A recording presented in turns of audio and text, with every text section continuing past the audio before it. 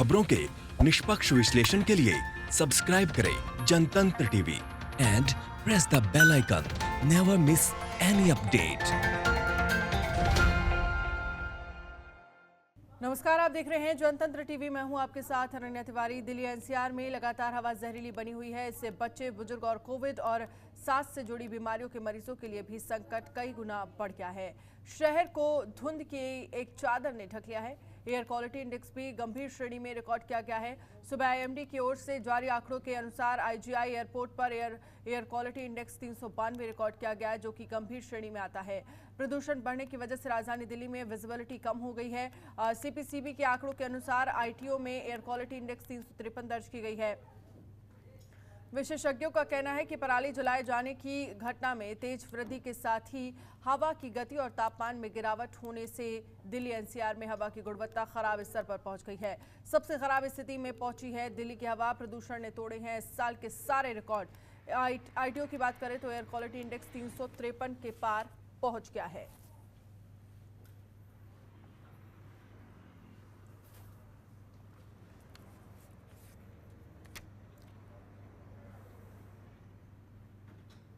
तो तमाम सारे सवाल हैं। दिल्ली एनसीआर की हवा जहरीली होती चली जा रही है, लेकिन सवाल यही है कि हर साल लगभग इसी तरह की स्थितियां होती हैं और फिर भी किसी भी तरह का कोई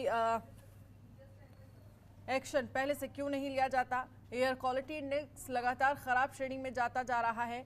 आईटीओ की बात करें तो एयर क्वालिटी इंडेक्स 353 के पार पहुंच गया है।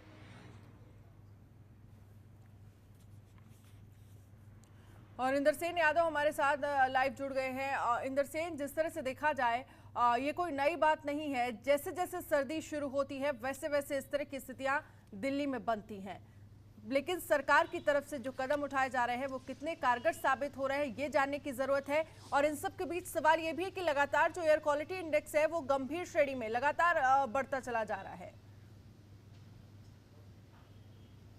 बिल्कुल अनन्या, देखिए साफ तौर से अगर हम बात करें तो एयर क्वालिटी इंडेक्स बहुत ख़राब श्रेणी में पहुंच चुका है। और अगर हम बीते शुक्रवार और शनिवार की हम बात करते हैं तो एयर क्वालिटी इंडेक्स जो है वो 410 408 के आसपास आंका गया है। और आज की अगर हम बात करें तो राजधानी दिल्ली में कई ऐसे इलाके हैं जहां पर तकरीबन 400 के आसपास एयर क्वालिटी इंडेक्स है, जिसमें आईजीआई टर्मिनल 3 है, आईटीओ के पास 300 कुछ के आसपास है। ऐसे कई इलाके हैं जहां पर एयर क्वालिटी इंडेक्स अभी भी खराब श्रेणी में है। और अगर हम नोएडा और ग्रेटर नोएडा की बात करते हैं तो यहां पर भी अभी भी साफ तौर से जो वक्त है तकरीबन 10:30 हो रहे हैं, लेकिन एक जो स्मॉग की चादर है वो देखी जा सकती है अनन्या, साफ तौर से। और ऐसे में सरकार के द्वारा जो भी कदम उठाए जा रहे हैं वो नाकाफी साबित हो रहे हैं, क्योंकि देखिए पहले भी सुप्रीम कोर्ट ने और सरकार ने पराली जलाने से रोकने के लिए किसानों को जागरूक करने की मुहिम छेड़ी थी और आज भी वो मुहिम चल रही है, लेकिन बावजूद उसके जो किसान हैं वो पराली जला रहे हैं। दिल्ली सरकार ने राजधानी दिल्ली में पटाखों पर पूरी तरीके से बैन कर दिया। पहले ये था कि सिर्फ ग्रीन पटाखों को ही बेचा जा सकता है और ख़रीदा जा सकता है, और अब अनन्या चाहे नॉन ग्रीन पटाखे हों या फिर ग्रीन पटाखे हों, उनको पूरी तरीके से बैन कर दिया गया है। और राजधानी दिल्ली से सटे अगर हम हरियाणा की बात करें तो हरियाणा में भी पूरी तरीके से पटाखों को बैन कर दिया गया है। लेकिन हर बार इसी तरीके के जो हालात है अनन्या वो देखने को मिलते हैं। ऐसे में कहीं ना कहीं भागीदारी हमारी और आपकी और आम जनता की ज़रूर बनती है कि जिस तरीके से पॉल्यूशन लगातार राजधानी दिल्ली और पूरे एनसीआर को अपनी चपेट में ले रहा है, तो ऐसे में ज़रूरत ये है कि कूड़े में बेवजह आग कहीं पर ना लगाएं। आज भी तस्वीरें देखने को मिलती हैं कि लोग कूड़ा अपने घर से बाहर निकालकर उसमें आग लगा देते हैं।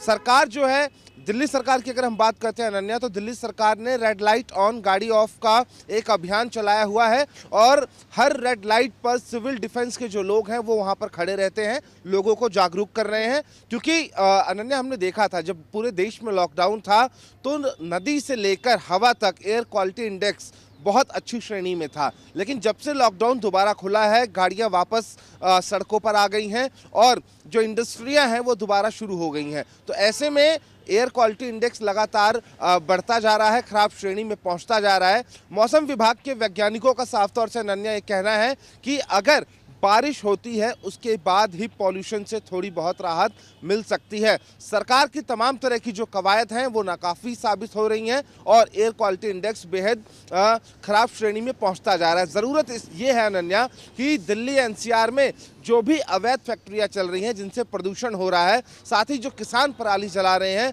उनको रोकने की ज़रूरत है। और सबसे बड़ी बात यह है कि अगर हम रेड लाइट पर पहुंचते हैं तो ज़रूरत नहीं है अनन्या कि सिविल डिफेंस के लोग हमसे आकर बोले कि आप गाड़ी ऑफ कर दीजिए। ये हमारी जिम्मेदारी बनती है, क्योंकि जिस तरीके से पॉल्यूशन लगातार अपना पैर पसार रहा है तो ऐसे में आने वाले दिनों में हालात बहुत ज़्यादा खतरनाक हो सकते हैं। अनन्या, राजधानी दिल्ली के अस्पतालों की अगर हम बात करें तो अस्पतालों में जो मरीज हैं उनकी संख्या बढ़नी शुरू हो गई है। जो छोटे बच्चे हैं या फिर जो बुजुर्ग हैं उनको सांस लेने में तकलीफ हो रही है, लोगों को आंखों में जलन शुरू हो गई है। तो पॉल्यूशन का जो स्तर है वो लगातार खराब श्रेणी में तो जा रहा है। और ऐसे में ये मौसम विभाग के जो वैज्ञानिक हैं उनका यही मानना है कि जब तक हल्की फुल्की बारिश नहीं होती है तब तक जो स्मॉग की एक चादर पूरे दिल्ली एनसीआर में देखने को मिल रही है उससे राहत नहीं मिलने वाली है। अनन्या, इंद्र सेन, साफ तौर पर ये देखा भी जा सकता है, आपके पीछे अगर हम देखें तो विजिबिलिटी लो है, लेकिन इन सब के बीच सवाल यही है कि ये कोई पहली बार नहीं है, हर साल इसी तरह के हालात होते हैं और जो सरकारें हैं वो एक दूसरे पर आरोप प्रत्यारोप लगाती है। पराली जलाने का मुद्दा ले लीजिए, चाहे कोई भी मुद्दा ले लीजिए, लेकिन सवाल यही है क्या इस चीज को लेकर पहले से कदम नहीं उठाए जा सकते, और अगर कदम उठाए जा सकते हैं तो समय रहते वो कदम क्यों नहीं उठाए जाते? क्योंकि ये कोई पहली बार नहीं है, पिछले तमाम सालों से, और अभी दिवाली के बाद तो स्थितियां और खराब होंगी। बिल्कुल अनन्या, देखिए साफ तौर से अगर हम बात करें तो जिस तरीके से राजधानी दिल्ली में राजनीति भी प्रदूषण के मामले पर हो रही है, दिल्ली बीजेपी का आरोप है कि दिल्ली सरकार किसी तरीके की कोई कवायद नहीं कर रही है, और दिल्ली सरकार का साफ तौर पर यह आरोप है कि केंद्र सरकार उनको मदद नहीं करती है। तो मुझे लगता है अनन्या कि आरोप और प्रत्यारोप से कुछ होने वाला नहीं है, क्योंकि सांस हर किसी को लेनी है। और इससे जिस तरीके से प्रदूषण के ऊपर राजनीति की जा रही है तो मुझे लगता नहीं है कि इस मुद्दे पर राजनीति करनी चाहिए। साफ तौर से ज़रूरत ये है, कोशिश ये करनी चाहिए कि मिलजुल कर इस गंभीर मुद्दे से इन सभी लोगों को निपटने की एक कोशिश करनी चाहिए। स्मॉग टावर की भी बात हो रही थी राजधानी दिल्ली में, लेकिन अब तक नहीं लग पाया है, और आम आदमी पार्टी की सरकार है दिल्ली में, और ऐसे में जिस तरीके से राजनीतिक पार्टियां प्रदूषण को मुद्दा बनाकर कहीं ना कहीं राजनीतिक लाभ लेने की कोशिश करती हैं, तो मुझे लगता है अनन्या इसको परे रखकर, और जिस तरीके से एयर क्वालिटी लगातार खराब श्रेणी में पहुंच रही है, तो ज़रूरत यही है कि एकजुट होकर प्रदूषण के खिलाफ लड़ाई लड़नी चाहिए। जितनी इंडस्ट्रियां जो अवैध तरीके से चल रही हैं, जो मानकों का पालन नहीं कर रही हैं और प्रदूषण फैला रही हैं, उन इंडस्ट्रियों के खिलाफ भी कार्रवाई करनी होगी। यमुना की बात कर लेते हैं अनन्या, यमुना भी इस वक्त फिर से एक बार गंदे नाले में तब्दील हो चुकी है। लॉकडाउन में मैंने ग्राउंड जीरो से यमुना नदी पर रिपोर्ट की थी और उसका पानी एकदम स्वच्छ था और उसमें जो मछलियां हैं वो भी साफ तौर पर देखी जा सकती थी। लेकिन जब से लॉकडाउन खुला है दोबारा यमुना नदी एक नाले में तब्दील हो गई है, पानी में अब दोबारा वही दुर्गंध वापस आ गई है। तो पॉल्यूशन चाहे पानी का हो या फिर हवा का हो अनन्या, बढ़ता जा रहा है, और ऐसे में मुझे लगता है कि सरकारों को समय रहते गंभीर कदम और बड़े कदम उठाने होंगे। अगर समय रहते ये कदम नहीं उठाए गए तो आने वाले कुछ सालों बाद मुझे लगता है अनन्या कि हर कोई सांस लेने की बीमारी, फेफड़ों का कैंसर, इस जैसी गंभीर बीमारियों से ग्रसित पाया जाएगा। अनन्या, साफ तौर पर इंद्र सेन ये कहा जा सकता है, क्योंकि हम जिस तरह से देख रहे हैं लगातार जो एयर क्वालिटी इंडेक्स है वो खराब श्रेणी में जा रहा है। इन सब के बीच जो दिल्ली के लोग हैं वो इसी एयर क्वालिटी इंडेक्स, इसी पोल्यूशन के बीच सांस लेने को मजबूर है, क्योंकि सांस लेने की जरूरत तो हर किसी को है और लोग बाहर भी निकल रहे हैं। लेकिन सवाल ये है कि ये आरोप प्रत्यारोप की राजनीति में जो पिस रही है वो दिल्ली की आम जनता है, उस पर कोई ध्यान नहीं दे रहा।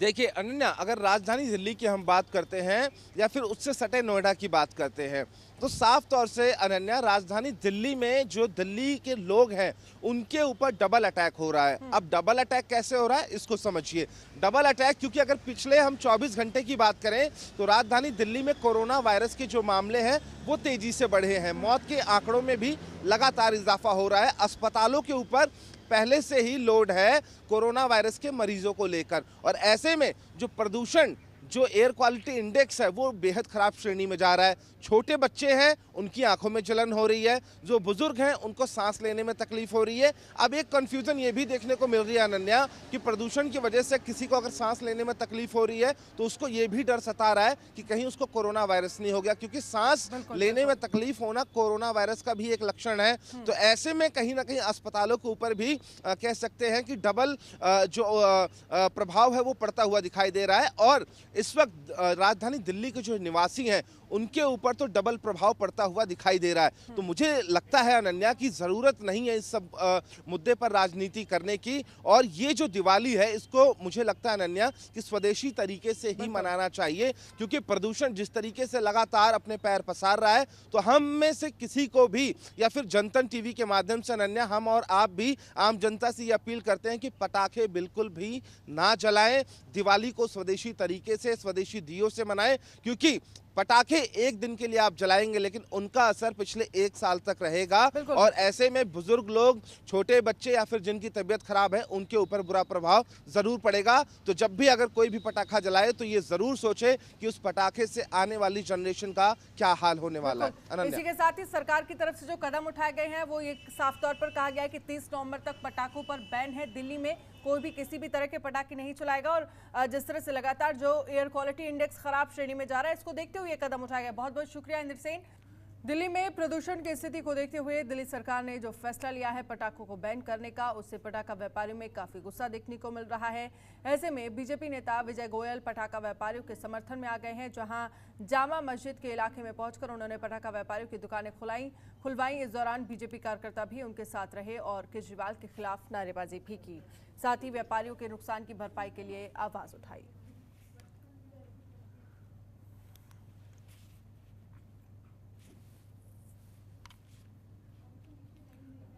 और वहीं पटाखा व्यापारियों के समर्थन में आए बीजेपी नेता विजय गोयल ने दिल्ली के सीएम अरविंद केजरीवाल पर निशाना साधते हुए कहा कि रातों रात दिल्ली में पटाखे बैन करने का ऐलान किया गया और भ्रष्टाचार का आरोप लगाया। साथ ही व्यापारियों के नुकसान की भरपाई न होने पर विजय गोयल ने धरने पर बैठने की चेतावनी दी है। और क्या कुछ कहा उन्होंने बातचीत की हमारी संवाददाता अनीशा दीक्षित से।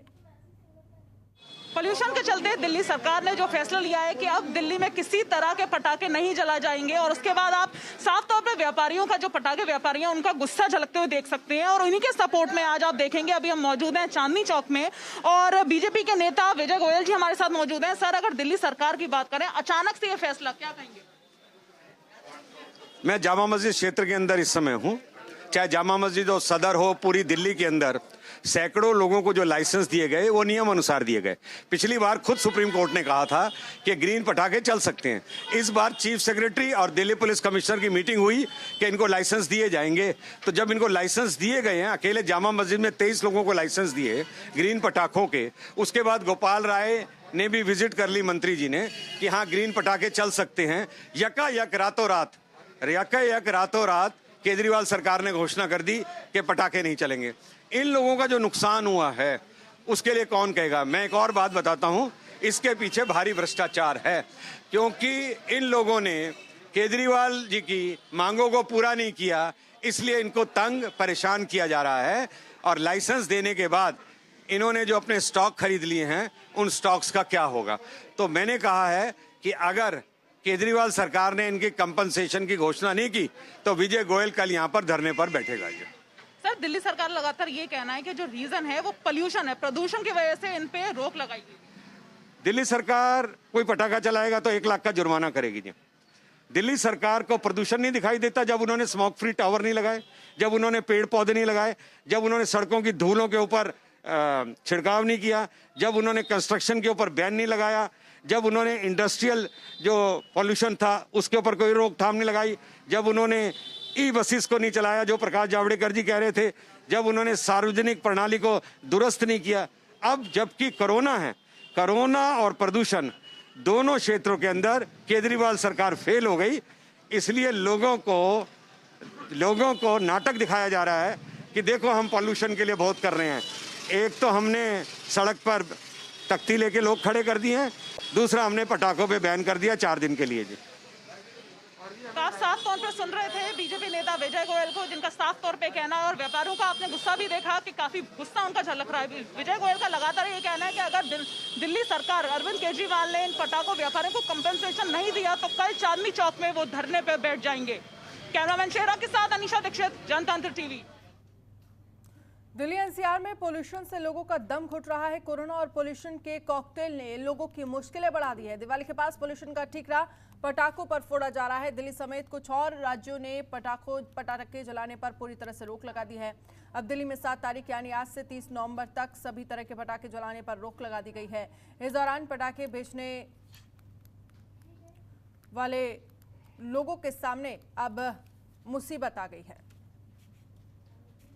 दिल्ली में प्रदूषण के चलते दिल्ली सरकार ने एक बड़ा फैसला लिया है। जी हां, आपको बता दें, अब किसी भी तरह के इस दिवाली पर दिल्ली पे पटाखे नहीं जलाए जाएंगे। ऐसे में देखने वाली बात यह है कि जो पटाखे के व्यापारी हैं, जिन्होंने पहले से ही अपनी दुकानों में स्टॉक जमा करके रखा है पटाखों का, ऐसी स्थिति में अब उनका क्या कहना है? सर, इस जो दिल्ली सरकार ने जो फैसला लिया है उस पर आप क्या कहेंगे? देखिए जी, सुप्रीम कोर्ट ने पहले यह पटाखे प्रतिबंध किए थे और उसके अगेंस्ट ग्रीन पटाखों का जो हार्मफुल नहीं है उसको उतारा था। अब जो हैं जो ग्रीन पटाखे ही बन रहे हैं जो हार्मफुल नहीं है। ऐसी स्थिति में भी अगर दिल्ली सरकार कोरोना के नाम पर पटाखा प्रतिबंध करती है, वो ये गलत है। इसके यह है सुप्रीम कोर्ट के उल्लंघन है बिल्कुल, क्योंकि हम तो उसके अनुसार गाइडलाइन के साथ चल रहे हैं। मेरे हिसाब से इसमें कोई भी इसका दुष्परिणाम नहीं आना चाहिए। आपसे मैं जानना चाहूंगी अजय जी, ऐसी स्थिति में जब स्टॉक जमा है, पटाखे की जो दुकानें वो भरी हुई हैं, लेकिन अब जो फैसला है, अब क्या दूसरा विकल्प होगा? फैसला तो कुछ भी नहीं, क्या कह सकते हैं। जो चाहे वो अपना डिसीजन दे देते हैं, कभी किसी चीज़ के लिए, कभी किसी चीज़ के लिए। अब इतना स्टॉक पड़ा हुआ है, ये तो बिकेगा तो है नहीं। दिवाली अपने 30 तारीख के बाद तो छोटी छोटी आइटम होती है जो दिवाली पे यूज़ होती है, छोटी चकरियाँ, फुलझड़ियाँ, ये तो दिवाली के आइटम, बच्चों के आइटम है। अब ये साल भर तक पड़ी रहेगी। तो आप साफ तौर पे सुन रहे थे पटाखा व्यापारियों को, जिनका साफ तौर पे कहना है कि अचानक से दिल्ली सरकार के फैसला कहीं ना कहीं उन्हें नाराज कर रहा है। और अगर स्टॉक की बात करें तो उनका ये भी कहना है कि एक पीरियड ऑफ टाइम के बाद वो स्टॉक भी एक्सपायर हो जाएगा और जिसका उसके बाद कोई किसी तरह से यूज में नहीं आ सकता। साफ तौर पे आप देख सकते हैं नाराजगी पटाखों वालों की, लेकिन अब देखना होगा कि अब दूसरा विकल्प पटाखों वालों के पास क्या होगा। कैमरामैन शेरा के साथ अनीशा दीक्षित, जनतंत्र टीवी। बुलेटिन में फिलहाल इतना ही। देश दुनिया की तमाम बड़ी खबरों के लिए आप देखते रहिए जनतंत्र टीवी। नमस्कार। खबरों के निष्पक्ष विश्लेषण के लिए सब्सक्राइब करें Jantantra TV and press the bell icon. Never miss any update.